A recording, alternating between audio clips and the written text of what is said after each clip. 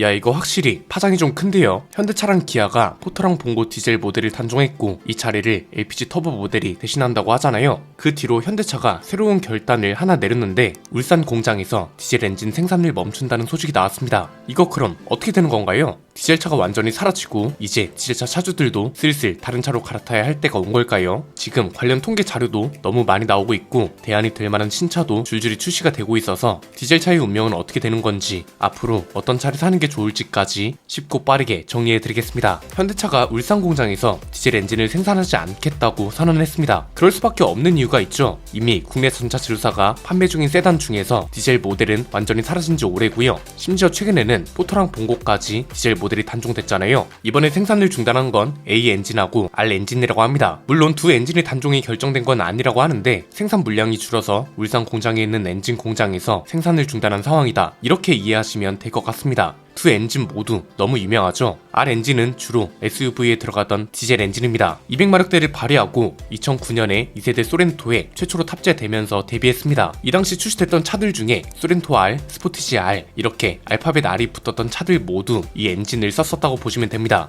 2.0L짜리 엔진이거든요. 현대기아차가 몇 년 전부터 디젤 모델을 줄이기 시작하면서 현재 현대기아차 내에서 판매 중인 차 중에 2.0L 디젤 엔진이 들어가는 차는 스포티지와 투싼 디젤만 남은 상태입니다. A 엔진도 유명하죠. 2.5L짜리 엔진이고 한때 소렌토에도 들어갔었고 지금은 포터와 봉고의 상징인 엔진입니다. 최근에 포터랑 봉고 디젤이 단종되는 바람에 사실상 엔진을 생산할 이유가 없어진 거죠. 올해 1월부터 10월까지 포터 전체 판매량이 66,114대였습니다. 이 중에 디젤 판매량이 58,369대, 100분율로 따지면 88%에 달하는 비중입니다. 봉고도 마찬가지입니다. 봉고는 전체 판매량 중에 디젤 판매 비중이 84%에 달합니다. 그냥 올해 10월까지 집계된 것만 따져봐도 디젤 모델 판매량이 10만 대에 달합니다. 포터랑 봉고 디젤이 단종됐다는 건 연 10만 대에 달하는 디젤 엔진이 필요 없어지게 됐다는 거니까 엔진을 생산할 이유가 당연히 없는 거죠. 디젤 모델이 단종되면 안 된다는 목소리가 많았지만 LPG 터보 모델이 출시된 지 얼마나 됐다고 벌써부터 대박 났다는 소리가 나오고 있습니다. 출시된 지 일주일밖에 안 됐는데 포터랑 봉고 LPG 모델 계약 대수가 3만 대를 넘었다고 하죠. 1월부터 11월까지 포터랑 봉고 디젤 그리고 전기 모델 판매량이 약 15만 대였습니다. 월 평균 13,700대 정도 되는 건데 LPG 모델 출시 이후 일주일 동안 3만 대가 넘었다는 건 포터랑 봉고 월 평균 판매량이 2배를 뛰어넘은 거다, 이런 식으로도 해석이 나오고 있습니다. 수요가 여전히 대단하다는 거죠. 사실 이전까지는 디젤차 퇴출이 그렇게 실감나는 수준은 아니었습니다. 왜냐면 이미 승용차 쪽은 하이브리드가 디젤차를 대체하고 있었고 그만큼 수요도 감소한 상태였기 때문에 디젤차가 없어진다 해도 딱히 체감되는 게 없었던 거죠. 그런데 포터랑 봉고는 그게 아니죠. 최근까지도 80%를 훌쩍 넘는 판매 비중을 보여줬던 게 디젤 모델이기 때문에 단종됐다는 소식이 디젤차 퇴출을 더욱 실감나게 하는 것 같습니다. 실제로 이걸 기점으로 국내에서 디젤 엔진 퇴출 속도가 더욱 빨라질 거란 전망도 나오고 있습니다. 그럴 수밖에 없는 게 이미 승용차 쪽은 하이브리드 차가 너무 많은 걸 대체하고 있습니다. 디젤뿐만 아니라 전기차 수요도 주춤하면서 전기차의 대안으로까지 통하고 있잖아요. 어느 정도냐면 하이브리드차 판매량이 디젤차 판매량을 추월할 거라고 합니다. 이게 의미가 있는 게 이 통계 자료는 포터랑 봉고 디젤이 판매되고 있는 상태에서 집계된 거잖아요. 그런데도 하이브리드 차가 이미 디젤차 판매 비중을 따라잡은 상태란 거죠. 올해 팔린 차 중에 하이브리드 차는 17.5%, 디젤 차는 17.8%, 겨우 0.3%포인트 차이를 보이고 있습니다. 심지어 하이브리드 차는 매년 판매량이 꾸준하게 오르고 있다는 것도 중요합니다. 2019년에는 10만 4천 대 수준이었던 게 작년에 20만 대를 넘어섰고 올해는 11월까지만 집계가 됐는데도 28만 대를 훌쩍 넘겼습니다. 그래서 올해 하이브리드 차 판매량이 처음으로 30만 대를 넘었을 거라는 얘기도 나오는 거겠죠. 뭐 이건 그렇게 복잡한 전망도 아닙니다. 이미 성장세가 가장 확실한 제품군이면서 디젤차 시장에서 가장 많은 비중을 차지하던 포터랑 봉고가 디젤 모델 판매가 아예 안 될 거니까 하이브리드 차가 디젤차를 추월할 거란 전망은 당연히 나올 수밖에 없죠. 30만 대를 넘기기 어렵지도 않은 이유가 최근에 출시된 신차 대부분이 하이브리드 모델을 도입했습니다. 중요한 건 판매량인데 카니발이 페이스리프트 되면서 하이브리드 모델이 추가됐잖아요. 연비 인증 때문에 말이 많았는데도 10명 중 9명이 하이브리드 모델을 선택했다고 합니다. 산타페도 하이브리드 모델의 인기를 가장 잘 표현하는 차죠. 디젤 모델을 단종시키고 하이브리드랑 가솔린 모델로만 제품을 구성했잖아요. 하이브리드 모델의 고객 인도가 시작되기 전에는 역시나 판매량이 소렌토한테 안 된다는 말이 많았다가 고객 인도가 시작되면서 판매량이 껑충 뛰어버렸습니다. 현대기아차 내에서 가장 잘 팔리는 차가 하이브리드라는 것도 증명됐습니다. 현대차에선 그랜저가 가장 잘 팔리는데 전체 판매량의 54%가 하이브리드 모델인 걸로 나타났고요. 기아에서 가장 잘 팔리는 소렌토도 전체 판매량 중 58%가 하이브리드 모델이었다고 합니다. 이런 판매량 통계와 여론이 계속해서 형성되어 그런 건지는 몰라도 우리나라는 특히나 전기차가 큰일 났다는 소리도 계속해서 나오고 있습니다. 하이브리드는 현대기아차가, 전기차 시장은 또 테슬라가 두드러지고 있는 게 우리나라 시장이잖아요. 절대적으로 보면 하이브리드차 시장이 더 활발한 게 사실입니다. 현대기아차뿐만 아니라 KGM이나 르노코리아도 하이브리드 신차를 계속해서 선보일 거라고 하고, 최근에는 프리우스도 출시됐죠. 하필이면 또 가격이 3천만원대라고 하잖아요. 예전 같았으면 3,990만원이라는 가격을 가지고 홈쇼핑도 아니고 장난하냐고 난리였을 겁니다. 그런데 지금은 좀 다르죠. 전기차가 가격 때문에 말이 많은 상황이라 가격이 상대적으로 착해 보이는 일종의 착시 효과가 발휘되고 있는 것 같습니다. 다른 차는 몰라도 프리우스는 주목할 만한 차인 게 확실합니다. 1997년에 처음으로 출시된 세계 최초의 양산형 하이브리드 차입니다. 이미 글로벌 시장에서 590만 대 이상 팔린 베스트셀링카이기도 하고요. 토요타 하면 하이브리드 차를 떠오르게 만들어준 상징적인 차이기도 합니다. 이번에 출시되는 게 5세대 모델이고 2.0L 하이브리드 그리고 2.0L 플러그인 하이브리드 모델로 구성됐습니다. 국내에서는 당연히 일반 하이브리드 모델이 주력이 될 거고 최신 하이브리드 시스템이 들어간 걸로 알려졌죠. 시스템 총 출력은 196마력, 복합 연비는 리터당 20.9km입니다. 이미 출시된 차들의 판매량 그리고 앞으로 출시될 차들만 봐도 우리나라는 하이브리드 차가 대세로 흘러갈 수밖에 없습니다. 현대기아차뿐만 아니라 KGM과 르노코리아 그리고 하이브리드 차 시장의 상징이라 할 수 있는 토요타까지 국내에 하이브리드 차를 적극적으로 출시하고 있잖아요. 반대로 전기차 시장은 아직 하이브리드 차를 대체할 만한 차가 없습니다. 이건 구분을 잘 해야 하는 게 전기차가 예전보다 많아진 것도 사실이고 이제는 스펙도 충분히 발전한 게 사실이지만 가장 큰 문제는 가격이죠. 단순히 전기차가 비싸다고만 볼 게 아니라 상대적으로 보는 것도 굉장히 중요하다고 보거든요. 어쨌든 제품이잖아요. 하이브리드 차가 있고 전기차가 있습니다. 둘 다 가격이 비슷합니다. 그러면 하이브리드 차를 사는 건 당연한 거죠. 충전 스트레스도 없고 화재나 급발진 같은 부정적인 이슈에서도 비교적 자유로운 상태니까요. 심지어 가격도 전기차보다 저렴한 게 대부분이니 소비자들이 하이브리드 차로 기우는 건 자연스러운 현상이고요. 현대기아차의 본질인데 전기차 시장은 테슬라가 더 두드러지고 있다는 걸 유심히 볼 필요가 있습니다. 테슬라도 판매량이 이 정도로 폭발적이진 않았습니다. 그런데 저가형 모델이 도입되면서 판매량이 급증하고 이 상태를 유지하면서 국산 전기차보다도 많은 판매량을 기록하고 있는 거잖아요.